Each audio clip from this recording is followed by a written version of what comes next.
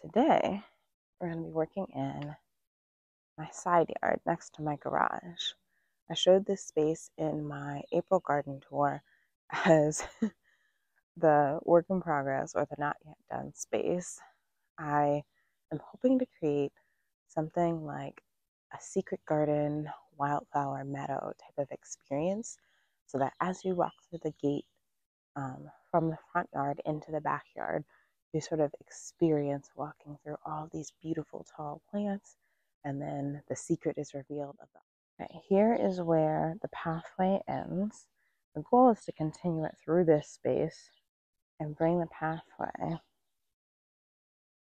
here all the way through the back gate and have flowers on either side. As you can see right now, it is mostly just weeds, more weeds, super tall grass, weeds, some Canada thistle back there, and what I think is a peony. We're going to try and save that. No, it's not native, but it's pretty, and we can just tuck it in back there, and hopefully it survives all the digging around. What we're going to do today. This was the previous homeowner's garden, so you can see there's some like lettuce volunteering itself here. I might dig that up and just plop it in the green stock just to save it so I don't trample over it.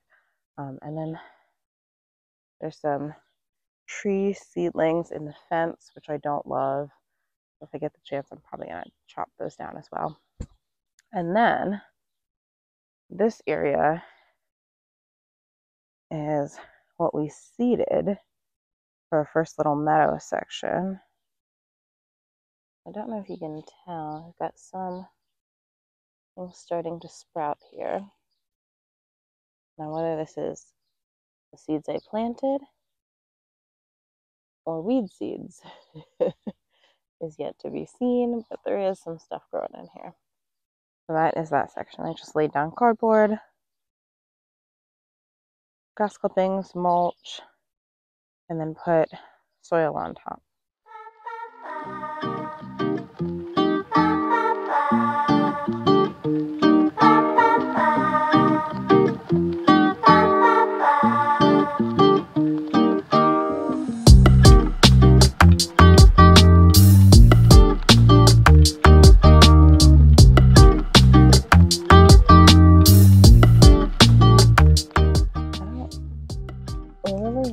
Start with this project,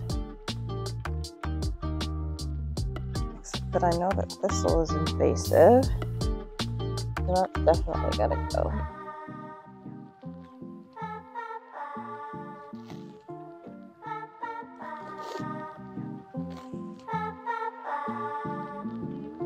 Some amount of weediness in this area is probably fine.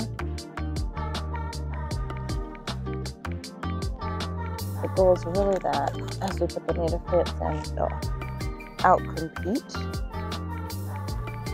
all of the non-invasive species, but some things that are especially aggressive,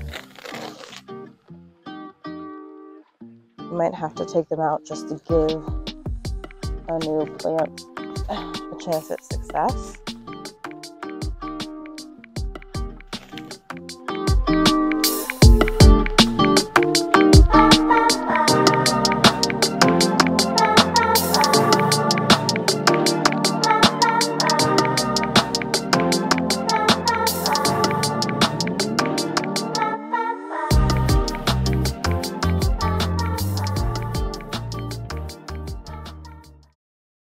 Most things I'm going to just let compost in place.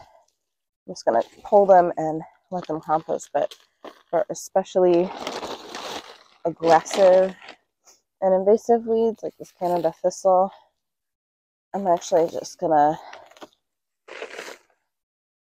put it into a plastic bag and throw it away.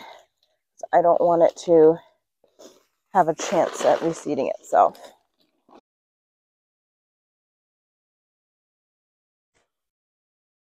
Okay. I'm sure many folks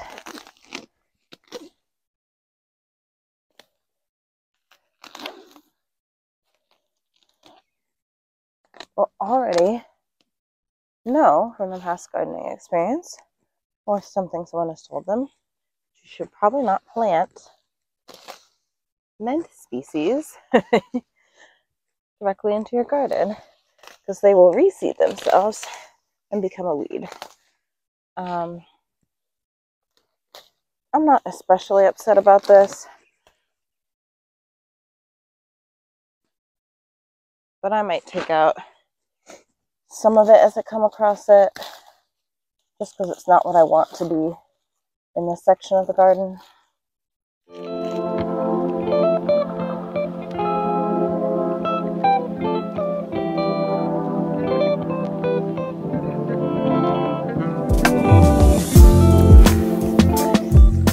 This area already looks worlds better. I'm going to remove this little wooden border here, and then I think I'm going to start planting. It is kind of weird to conceptualize of weeding a wild space, if this is intended to be a wild space, but I do want to give the native plants that I purchased or got from swaps, my new plants that I have acquired, I want to give them a fighting chance. I don't want them to be immediately overtaken by invasive plants. So I'm just knocking back all of the non-native. I'm just pulling, chopping, and dropping. If I see anything that jumps out at me as being especially invasive, like Canada thistle, I'm bagging that, and I'm going to throw that away in the trash. But otherwise, I'm just going to leave it as organic material, let it break down over time. Probably I'll like chop it up with a shovel and just like rake it, and just let it naturally decompose. I do think I'm going to take out this wooden border here. It just isn't serving a purpose for me right now, and it's kind of a barrier to getting in here and managing. Plus, I really want to soften these border lines and really bring the plants all the way up to the pathway. So that is my next step here. It is a weird concept to think of like weeding a wild space, because even as I was pulling out some of the weeds, I was disturbing things like spider webs and nests for ground nesting insects, and I do want them to have a habitat here. That's the whole point of planting a native garden, a wildflower garden, or a native prairie, or what have you, whatever you want to call it. That's the whole point of me putting this space in. So it feels a little bit like a trade-off to pull things out, but it's all about resetting and giving these species an even better home once this garden space is complete.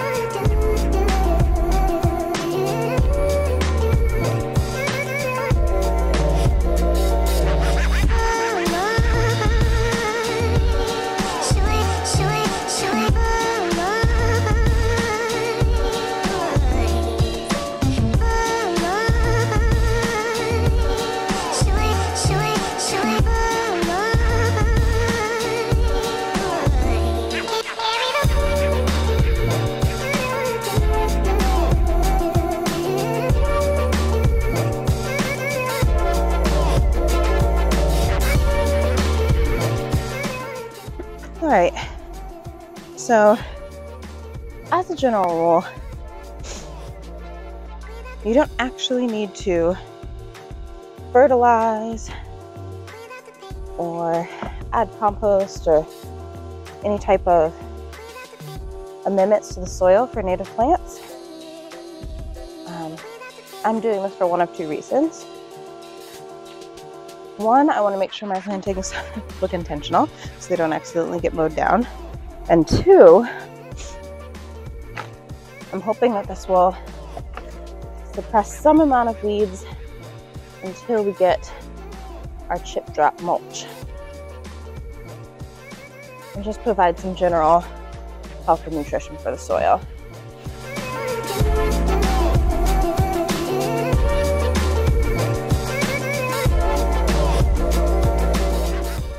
The next couple plants up in my planting plan. Another milkweed, wild blue indigo. These are gonna go here. Let's do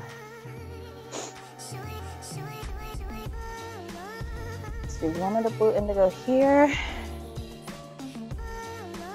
one here maybe, because there's already a hole, and then we can do one more milkweed here.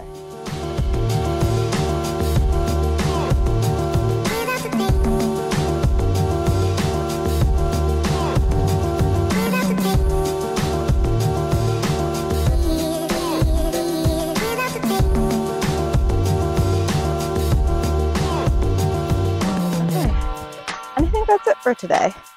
We got some plants on the ground at the last minute.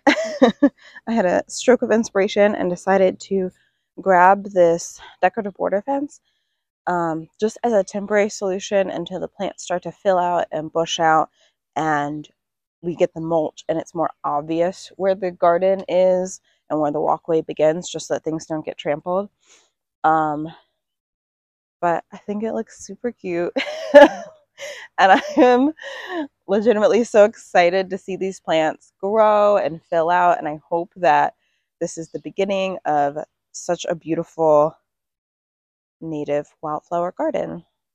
If you enjoyed this video, I will link another one of my videos below about how I'm trying to create more wildlife habitat in my backyard through planting native plants. And let me know in the comments below, have you ever planted a prairie or wildflower meadow or some other type of native garden in your yard? And what methods have you found for that to be successful? How do you keep the invasive weeds down? How do you keep your wild critters from eating your plants before they are big enough to survive that? Yeah, just let me know what you think. If you enjoyed this and would like to see more content from me, please subscribe, and you can follow along more of my journey. Thank you so much, and I'll see you in the next one. Bye.